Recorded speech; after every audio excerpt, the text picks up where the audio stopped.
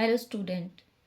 Today we will do competency based questions class 10th pair of linear equation in two variables. First question is us correctly solved a pair of linear equations in two variables and found their only point of intersection as 3 minus 2. One of the lines was x minus y equals to 5. Which of the following could have been the other line? यहाँ पे 3 lines हमें दी equations. First 3x minus 3y equals to 15. Second 2x minus 3y equals to 12. And third 2x minus 3y equals to 14. Options are option A only 1, option B only 2, option C only 1 and 2, and option D only 2 and 3. Solution यहाँ पे जो first equation हमारे पास confirm है that is x minus y equals to 5. ठीक है, इसको standard form के साथ कंपेयर करें तो यहाँ से a1 is equals to 1, b1 equals to -1 and c1 equals to -5. तो जो यहाँ पे बाकी 3 लाइन दी हैं वो हमारी सेकेंड इक्वेशन है. तो यहाँ पे a1 b1 एंड c1 ये हमारे फिक्स्ड हैं 1 -1 एंड -5. अब हम ले लेते हैं सेकेंड के लिए जो हमें पहला ऑप्शन दिया है 3x minus 3y equals to 15. यहाँ स्टैंडर्ड फॉर्म के साथ कंपेयर करें standard form ax plus b y plus c equals to 0. तो यहाँ से a2 equals to 3, b2 equals to -3 and c2 equals to -15. यहाँ हम रेशियो निकालें a1 अपॉन a2, यह है 1/3, b1 upon b2 -1 upon -3 standard form में यह है 1/3, c1 upon c2 -5 upon 15 standard form में यह है 1/3. तो यहाँ से हम देख सकते हैं a1 upon a2 is equals to b1 upon b2 is equals to c1 upon c2. तो यहाँ पे हमारे पास क्या होंगी कोइंसिडेंट लाइंस होंगी, जबकि लाइंस हमारी क्या होनी चाहिए इंटरसेक्टिंग. तो लाइन ऑप्शन जो हमारे पास 1 है that is not correct. Now second line जो यहाँ पे हमें दी है 2x minus 3y equals to 12. ठीक है, इसको स्टैंडर्ड फॉर्म के साथ कंपेयर करें तो यहाँ से हमारे पास a2 is equals to 2, b2 is equals to -3 and c2 is equals to -12. अब यहाँ पे हम रेशियो निकालें a1 upon a2 that is 1/2, b1 upon b2 that is -1 upon -3 standard form में 1/3, c1 upon c2 that is -5 upon -12 standard form में 5/12. अब यहाँ पे हम देख सकते हैं a1 upon a2 is not equals to b1 upon b2 is not equals to c1 upon c2. तो यहाँ पे लाइन्स हमारी क्या है इंटरसेक्टिंग है. अब यहाँ पे लाइन्स इंटरसेक्टिंग होने के साथ साथ क्योंकि सॉल्यूशन हमें पता है कि 3 - 2 है, यानी कि जो इक्वेशन हमारी है सेकंड इक्वेशन ये इसको सेटिस्फाई भी करनी चाहिए. तो यहाँ पे x equals to 3 and y equals to -2 रख के हम चेक करेंगे. अगर left hand side equals to right hand side है तो ये यहाँ पे सॉल्यूशन है, अदरवाइज नहीं है. ठीक है, तो यहाँ पे x ये आ जाएगा 2 इंटू एक्स की जगह आ जाएगा 3, -3 इंटू वाई की जगह आ जाएगा -2. ठीक है, इसको सॉल्व करके यहाँ से हमारे पास आया 12 जो कि राइट हैंड साइड के इक्वल है. तो यहाँ पे हमारे पास क्या है इंटरसेक्टिंग लाइन्स भी हैं और इक्वेशन सेटिस्फाई भी हो रही है. तो ये हमारा पॉसिबल आंसर है. नेक्स्ट जो थर्ड लाइन यहाँ पे दी है हमें 2x minus 3y equals to 14.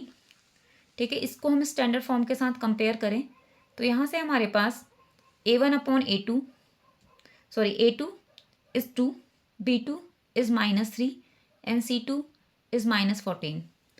अब यहाँ पे हम रेशियो निकालें a1 upon a2 that is 1/2, b1 upon b2 that is -1 upon -3 standard form में 1/3, c1 upon c2 that is -5 upon -14 standard form में 5/14. तो यहाँ पे भी a1 upon a2 is not equals to b1 upon b2 is not equals to c1 upon c2. Lines हमारी intersecting है. अब यहाँ पे लेकिन अगर ये सॉल्यूशन है तो यहाँ पे भी क्या इक्वेशन सेटिस्फाई होनी चाहिए. तो यहाँ पे हम लेफ्ट हैंड साइड जो है वहाँ पे इक्वेशन में x की जगह 3 और y की जगह -2 रख के देखेंगे. तो यहाँ पे लेफ्ट हैंड साइड को सॉल्व करके हमारे पास आया 12, जबकि राइट हैंड साइड हमें दी हुई है 14. तो 12 is not equals to 14, it means left hand side is not equals to right hand side. इसका मतलब है कि ये सेकेंड इक्वेशन नहीं हो सकती है. Then only second line second equation जो यहाँ पे दी है 2x minus 3y equals to 12 जो दोनों कंडीशन को सॉल्व को सेटिस्फाई कर रहा है कि यहाँ पे हमारे पास यूनिक सॉल्यूशन है, इंटरसेक्टिंग लाइंस हैं और यहाँ पे क्या इक्वेशन सेटिस्फाई भी हो रही है x इक्वल्स टू 3 और y इक्वल्स टू -2 रख के. Then option B is correct, only 2. Next question shown below is a pair of linear equation. यहाँ पे पहली इक्वेशन दी है x plus 0.999y is equals to 2.999. Second equation है 0.999x plus y is equals to 2.998। इसमें first है without finding the values of x and y prove that x minus y equals to 1। यानी कि equation को solve किए बिना ही हमें prove करना है कि x minus y equals to 1 होगा। And second find the values of x and y, उसके बाद हमें एक्स और वाई की वैल्यू निकालनी है। ठीक है, तो यहाँ पे हम देख सकते हैं जो पहली इक्वेशन में एक्स का कोफिशिएंट है वो दूसरी इक्वेशन में वाई का कोफिशिएंट है। जो पहली इक्वेशन में वाई का कोफिशिएंट है वो दूसरी इक्वेशन में एक्स का कोफिशिएंट है। तो ऐसे कंडीशन में यूजुअली हम क्या करते हैं, एक बार इक्वेशंस को ऐड करते हैं और एक बार इक्वेशंस को सब्ट्रैक्ट करते हैं। तो यहाँ की हमें यहाँ पे पूछा है एक्स माइनस वाई, तो हम क्या करेंगे, पहले इक्वेशन 1 में से इक्वेशन 2 को माइनस कर लेंगे। तो इक्वेशन 1 में से इक्वेशन 2 को माइनस करेंगे। इक्वेशन 1 में एक्स का कोफिशिएंट है 1 और इक्वेशन 2 में एक्स का कोफिशिएंट है 0.999। तो यहाँ से हमारे पास सब्ट्रैक्ट करके आ जाएगा 0.001x। ठीक है, उसके बाद ऐसे ही यहाँ पे हमारे पास जो y का कोफिशिएंट है पहले वाले में 0.999y और दूसरे में है x का कोफिशिएंट y। यहाँ से हमारे पास डिफरेंस आ जाएगा। ठीक है, तो यहाँ से हो जाएगा -0.001y, क्योंकि यहाँ पे जो इक्वेशन 2 है यानी कि जो नीचे है जो सब्ट्रैक्ट हो रहा है वो बड़ा है, तो यहाँ पे माइनस में आ गया। इट इज़ इक्वल्स टू, ठीक है, यहाँ पे राइट हैंड साइड में जो नंबर्स हैं उनका डिफरेंस हमारे पास आ गया 0.001। अब यहाँ पे हम देख सकते हैं कि x का कोफिशिएंट और y का कोफिशिएंट दोनों सेम है, उसको हम कॉमन ले सकते हैं। 0.001 यहाँ पे कॉमन हो जाएगा, ब्रैकेट में हमारे पास आ जाएगा x minus y. It is equals to 0.001। तो यहाँ पे जो ये कॉमन हमारे पास आया और राइट हैंड साइड में जो हमारे पास डिफरेंस आया वो सेम है, तो ये डिवाइड करके हमारे पास हो जाएगा 1 और लेफ्ट हैंड साइड में हमारे पास बचा x माइनस वाई। तो यहाँ से x minus y is equals to 1, ये यहाँ पे प्रूफ हो गया। इसको हम ले लेते हैं इक्वेशन 3, क्योंकि जो हम पे सेकंड पार्ट हमारा है find the value of x and y, उसके लिए हम क्या करेंगे, एक बार माइनस कर लिया, यहाँ से x minus y equals to 1 मिला। इसके बाद हम क्या करेंगे, इक्वेशन 1 और इक्वेशन 2 को ऐड कर लेंगे। तो इक्वेशन 1 और 2 का जो कोफिशिएंट है x के, इनको ऐड करके हमारे पास आया 1.999x। ठीक है, प्लस इसी तरह से हमारे पास आया 1.999y is equals to right hand side में हमारे पास यहाँ से आया 5.997। ठीक है, यहाँ पे हमारे पास 1.999 कॉमन है, ब्रैकेट के अंदर आ जाएगा x plus y. It is equals to 5.997। ठीक है, यहाँ से ये जो कॉमन हमारे पास आया इसको दूसरी साइड ले जाएंगे, डिवाइड हो जाएगा क्योंकि यहाँ मल्टीप्लाई हो रहा है। ठीक है, तो यहाँ पे डेसिमल के पीछे यहाँ पे भी 3 डिजिट है, यहाँ पे भी डेसिमल प्लेसेस में 3 डिजिट है, तो यहाँ पे डेसिमल हट जाएगा। यहाँ से हमारे पास हो जाएगा 5997 डिवाइडेड बाई 1999। ठीक, इसको अगर हम सॉल्व करें तो ये आता है 3। तो यहाँ से हमारे पास आ गया x plus y is equals to 3। ये हो गई हमारी इक्वेशन 4। अब इक्वेशन 3 और इक्वेशन 4 में हमारे पास क्या है कि जो x के कोफिशिएंट हैं वो भी सेम है, जो y के कोफिशिएंट है वो भी सेम है। तो यहाँ पे एलिमिनेशन मेथड हम यूज़ कर सकते हैं, क्योंकि अगर हम y को एलिमिनेट करना चाहें, क्योंकि उनके साइंस अपोजिट भी हैं और कोफिशिएंट भी सेम है, तो हम क्या कर लेंगे, इक्वेशन 3 और इक्वेशन 4 को ऐड कर लेंगे। तो यहाँ से माइनस वाई और प्लस वाई कैंसिल हो जाएगा, ये x प्लस एक्स हो जाएगा 2x, यहाँ से 1 प्लस 3 हो जाएगा 4। तो यहाँ से x की वैल्यू आ गई 2। इस x की वैल्यू 2 को किसी भी इक्वेशन में रख लीजिए। तो यहाँ पे इक्वेशन 3 में रख लिया है, तो इक्वेशन 3 हमारी x minus y equals to 1, तो ये हो जाएगा 2 minus y is equals to 1।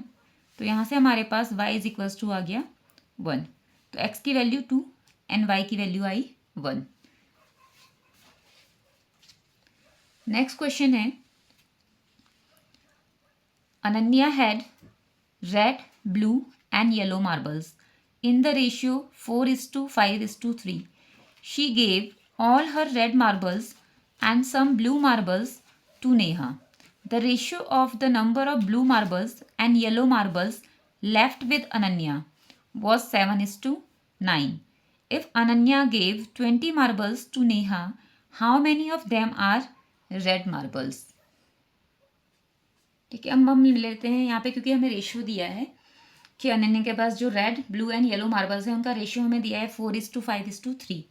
तो हम मान लेते हैं कि जो अनन्या के पास रेड मार्बल्स हैं वो है 4x, ब्लू मार्बल हैं 5x एंड येलो मार्बल हैं 3x। क्योंकि जब रेशियो दिया होता है तो उसके साथ एक कॉमन फैक्टर होता है जो मल्टीप्लाई होता है। ठीक है, तो यहाँ पे वो हमने ले लिया x। तो अब जो अनन्या है उसने क्या किया, अपने सारे रेड मार्बल्स और कुछ ब्लू मार्बल्स उसने नेहा को दिए हैं, तो हम मान लेते हैं कि जो उसने 4x है रेड वो पूरे दे दिए, और जो उसके पास ब्लू थे, ठीक है, उसमें से y उसने क्या किए, नेहा को दे दिए, ठीक है। और टोटल उसने कितने दिए हैं नेहा को, 20 मार्बल्स। तो यहाँ से 4x रेड और जो ब्लू में से y उसने दिए हैं plus y is equals to 20। ये हमारा हो गया इक्वेशन 1। अब जो ब्लू मार्बल्स अनन्या के पास बचे, क्योंकि उसके पास पहले 5x थे, उसमें से y उसने नेहा को दे दिए, तो कितने ब्लू मार्बल्स उसके पास बचे हैं, 5x माइनस y। अब उसके बाद क्वेश्चन में दे रहा है कि जो अनन्या, जो कहते हैं अनन्या के पास जो ब्लू मार्बल्स बचे हैं एंड जो येलो मार्बल्स उसके पास बचे हैं, ठीक है, उसका जो रेशियो है वो 7:9 है। तो ब्लू मार्बल्स अनन्या के पास बचे हैं 5x minus Y, yellow marbles उसने दिए नहीं है, तो टोटल उसके 3x सारे ही बचे हुए हैं। इट इज़ इक्वल्स टू 7/9, ठीक है। यहाँ 3 से इस 9 को डिवाइड कर लेंगे, क्योंकि दोनों यहाँ पे नीचे डिनोमिनेटर्स में हैं। यहाँ पे हमारे पास आ जाएगा 7/3, यहाँ से हो गया 5x minus y upon x equals to 7/3। Cross multiplication कर लेंगे, हो जाएगा 15x minus 3y is equals to 7x, ठीक है। यहाँ से हमारे पास इक्वेशन आ जाएगी 8x minus 3y is equals to 0। ये होगी इक्वेशन 2, ठीक है। यहाँ पे एलिमिनेशन मेथड यूज़ कर रही हूँ और यहाँ पे मैं x को एलिमिनेट कर रही हूँ।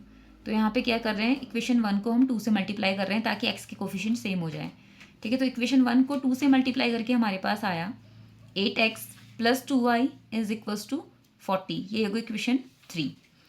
अब इक्वेशन 3 में से इक्वेशन 2 को माइनस कर लेंगे, ठीक है। तो 8x में से 8x माइनस हुआ, तो यहाँ से 8x प्लस 2y में से माइनस किया 8x माइनस 3y को, ये हो गया left hand side.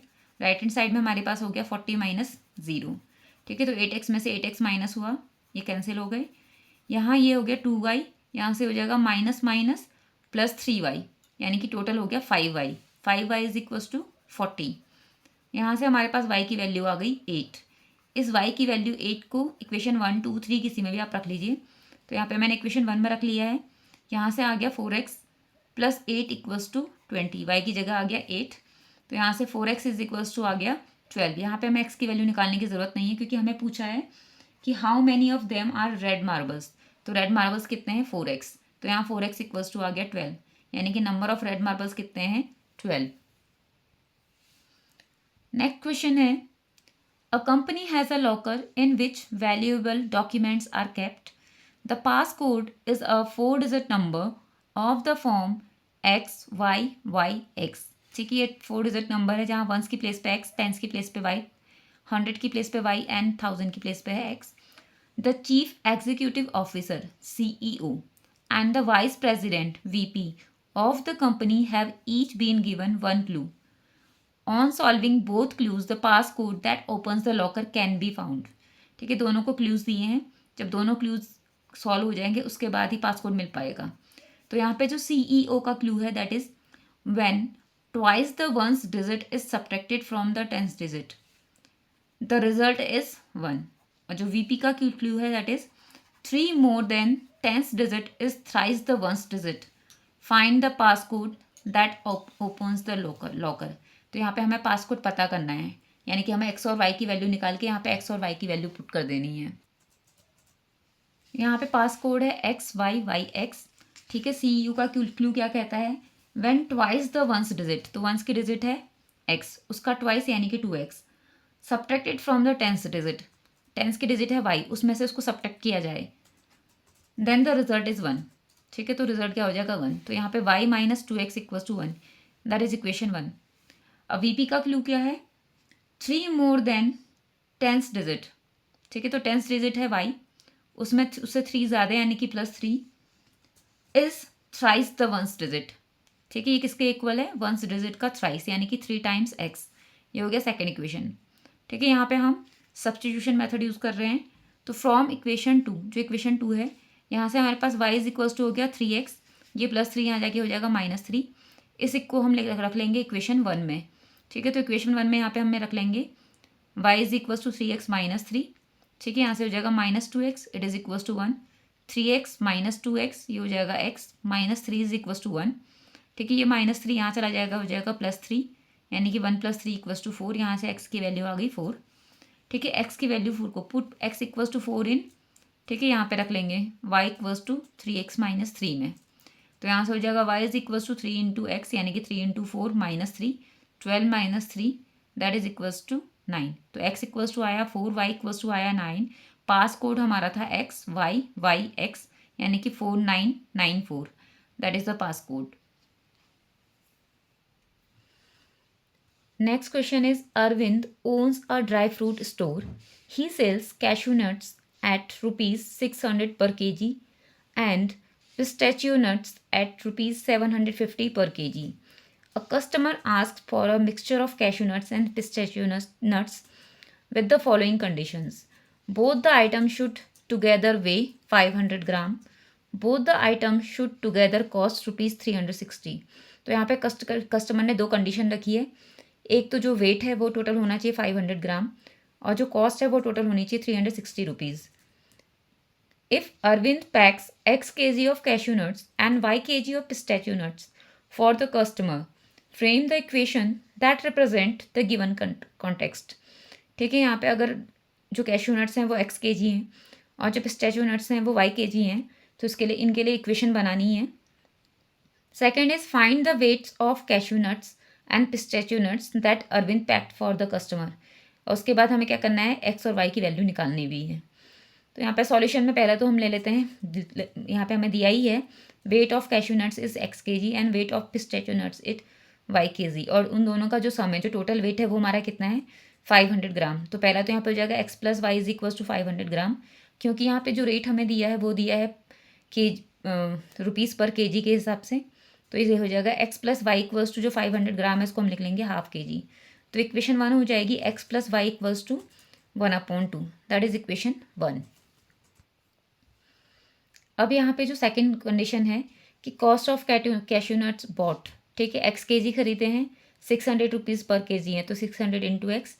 Cost of pistachio nuts bought, ठीक है, वाई यहाँ पे y rupees sorry y kg हैं और यहाँ पे जो कहते हैं उसका जो कॉस्ट है वो है 700 रुपीज़ पर kg, तो 750 इंटू वाई। ठीक है, तो टोटल कॉस्ट यहाँ पे उसने कंडीशन रखी है कि 360 होनी चाहिए, तो 600x plus 750y is equal to 360। अब यहाँ पे हम देख सकते हैं कि जो यहाँ पे x और y का कोफिशिएंट और जो यहाँ पे दूसरी साइड नंबर है सारे 30 के मल्टीपल्स हैं, तो 30 से डिवाइड कर लेंगे, ये हो जाएगा 20x plus 25y is equal to 12। ये हो गया हमारा इक्वेशन 2। ठीक है, यहाँ पे एलिमिनेशन मेथड यूज़ कर रहे हैं। तो इक्वेशन 1 हमारी थी x plus y is equal to half. Equation 1 को हम 20 से मल्टीप्लाई कर लेंगे ताकि x के कोफिशिएंट सेम हो जाए। तो यहाँ से हो जाएगा x प्लस वाई, x को मल्टीप्लाई किया 20 से 20x, y को मल्टीप्लाई किया 20 से 20y is equals to half था, हाफ को मल्टीप्लाई किया 20 से तो हो जाएगा 10। ये होगी इक्वेशन 3। उसके बाद x को एलिमिनेट कर रहे हैं, दोनों के साइन सेम है तो यहाँ पे हम सब्ट्रैक्शन यूज़ करेंगे। इक्वेशन 2 में से इक्वेशन 3 को माइनस कर लेंगे, तो 20x माइनस 20x, ठीक है, ये कैंसिल हो गए। 25y, ठीक है, ये हो जाएगा माइनस 20y यानी कि 5y। यहाँ से 12 माइनस 10, ये हो जाएगा 2। ठीक है, तो ये 5 यहाँ मल्टीप्लाई हो रहा है, दूसरी साइड जाके हो जाएगा डिवाइड। तो यहाँ से y इज इक्वल्स टू हो गया 2/5 kg। इसको अगर हम ग्राम में चेंज करें, क्योंकि 1 kg इक्वल्स टू 1000 ग्राम, तो ये हो जाएगा y is equals to 400 grams. तो y यहाँ पे यानी कि जो यहाँ पे उसने पिस्टैचियो नट्स खरीदे हैं वो कितने हैं 400 ग्राम्स। और यहाँ पे हम इस वैल्यू को हम रख लेंगे इक्वेशन 1 में। इक्वेशन 1 में x plus y equals to जो टोटल वेट हमारा था 500 ग्राम दिया था उसने कंडीशन। ठीक है, तो यहाँ पे y की जगह हम रख लेंगे 400 ग्राम, तो x यहाँ से आ जाएगा 100 ग्राम। इट मीन्स जो अरविंद है, Arvind packed 100 gram cashew nuts and 400 gram pistachio nuts for the customer. Next question है, the 4-wheeler parking fees at a metro station is charged in 2 parts, a fixed charge for rupees x up to 2 hours and rupees y for every subsequent hours। ठीक है, यानी कि अगर आपने car parking में लगाई है तो पहले 2 घंटे के लिए तो फिक्स है कि x रुपीज़ देने ही देने, चाहे आप 1 घंटा लगाओ चाहे 2 घंटे लगाओ।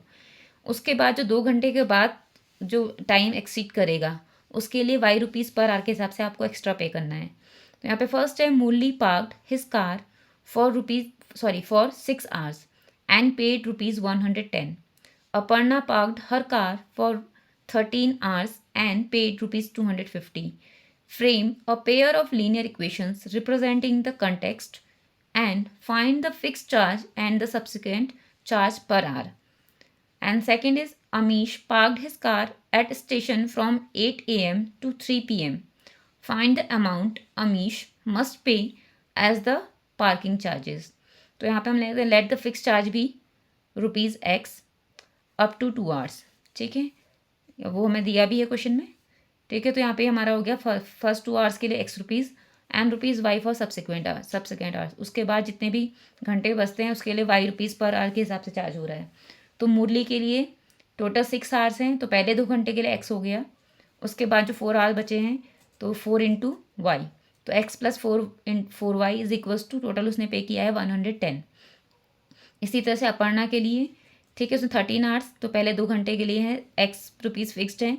बाद के जो 11 घंटे बचे, ठीक है, उसके लिए 11Y, और जो टोटल उसने पे किया है वो है 250.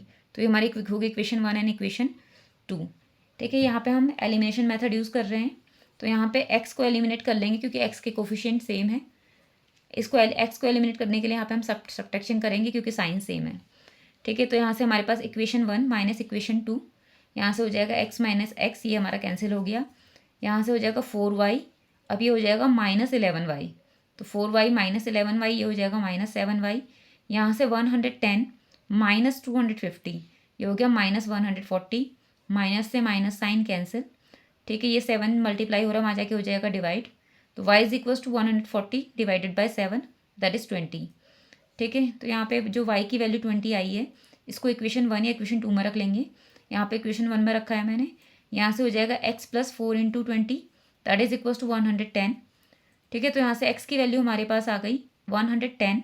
ठीक है, ये 80 वहाँ जाके हो जाएगा -80. x इज इक्वल्स टू 30, यानी कि जो फर्स्ट 2 आवर्स के लिए फिक्स चार्ज था वो था ₹30, और सब्सिक्वेंट आवर्स के लिए जो चार्ज है वो है ₹20 पर आवर. अब अमीश ने अपनी कार को पार्क किया है 8 AM से 3 PM तक, तो टोटल यहाँ पे बनते हैं 7 आवर्स. तो 7 आवर्स में से फर्स्ट 2 आवर्स के लिए तो ₹30 फिक्स्ड है. उसके बाद जो 5 आवर्स बचते हैं उसके लिए ₹20 पर आवर के हिसाब से. ठीक है, ये हो जाएगा 20 × 5 यानी कि ₹100. तो 30 + 100 टोटल ₹130 अमीश को पे करने होंगे. नेक्स्ट क्वेश्चन है the ratio of a 2 digit number and the sum of its digits is 7:1. ठीक है, 2 डिजिट नंबर और उसके डिजिट्स का जो सम है उनका जो रेशियो है that is 7:1. How many such 2 digit numbers are possible. ऐसे कितने 2 डिजिट नंबर्स पॉसिबल हैं जो इस कंडीशन को सेटिस्फाई कर रहे हैं. Option A 1, option B 4, option C 9 and option D infinitely many. तो यहाँ पे हम मान लेते हैं लेट द 2 डिजिट नंबर भी 10y + x, जहाँ पे वंस की डिजिट हो गई x और टेंस की डिजिट हमारी है y. ठीक है, तो यहाँ से हमारे पास नंबर हो गया 10y + x.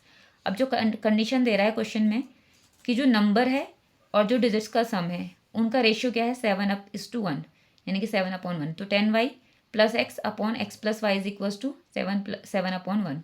ये नंबर हो गया, ये डिजिट्स का सम हो गया. ठीक है, क्रॉस मल्टीप्लिकेशन से ये हो गया 10y + x is equals to 7x + 7y. ठीक है, यहाँ से हमारे पास हो जाएगा x और y को यहाँ ले आएंगे, 7x और 7y को यहाँ ले आएंगे, तो ये हो जाएगा 10y - 7y यानी कि 3y, x - 7x यानी कि -6x इक्वल्स टू, यहाँ पे हमारे पास कुछ भी नहीं बचा तो अब यहाँ पे हो गया 0. ठीक है, यहाँ पे 3 कॉमन फैक्टर है तो 3 से डिवाइड कर लेंगे, हो जाएगा y - 2x इक्वल्स टू 0. इस 2x को यहाँ ले जाएँ तो ये हो जाएगा y is equals to 2x, यानी कि यहाँ पे पॉसिबिलिटी क्या हो जाएगी कि अगर वंस की डिजिट x है तो टेंस की डिजिट क्या होगी उसकी डबल यानी कि 2x. ठीक है, तो अब यहाँ पे हम पॉसिबल पेयर देख लेते हैं. अगर हमारा x 0 है तो हमारा y भी क्या होगा 0 होगा, यानी कि यहाँ पे 2 डिजिट नंबर नहीं बन रहा है. ठीक है, तो ये पॉसिबल नहीं है. दूसरा है अगर x हमारा 1 है तो जो टेंस की डिजिट है वो क्या हो जाएगी 2. ठीक है, तो ये पॉसिबल है, यानी कि यहाँ पे नंबर बन जाएगा 21. दूसरा है अगर x की डिजिट 2 है तो टेंस की डिजिट क्या हो जाएगी 4, तो दूसरा नंबर हमारा 42 पॉसिबल है. थर्ड अगर वंस की डिजिट हमारी हो 3 तो टेंस की डिजिट हो जाएगी 6, तो नेक्स्ट नंबर यहाँ पे 63 है जो पॉसिबल है जिसके लिए कंडीशन सेटिस्फाई होगी. फोर्थ अगर x की वैल्यू है 4 तो टेंस की डिजिट हो जाएगी 8, यानी कि 84 यहाँ पे नंबर बन जाएगा. और अगर पांचवी कंडीशन लेते हैं कि x की वैल्यू है 5 तो यहाँ पे y की वैल्यू क्या हो जाएगी 10, तो 10 यहाँ पे डिजिट नहीं है, इसलिए ये पॉसिबिलिटी नहीं बनती है. इसी तरह से सेम अगर यहाँ पे वंस की डिजिट हमने लेते हैं 6 तो टेंस की डिजिट 12, तो 12 एक डिजिट नहीं है, नंबर है, तो बाकी के जो यहाँ पे डिजिट्स हैं वो हम यहाँ पे ले नहीं सकते। तो यहाँ पे हमारे पास सिर्फ 4 पॉसिबिलिटी हैं, 21, 42, 63 एंड 84। तो यहाँ पे 4 such 2 digit numbers are possible, that is for 21, 42, 63 and 84। Then option B is correct.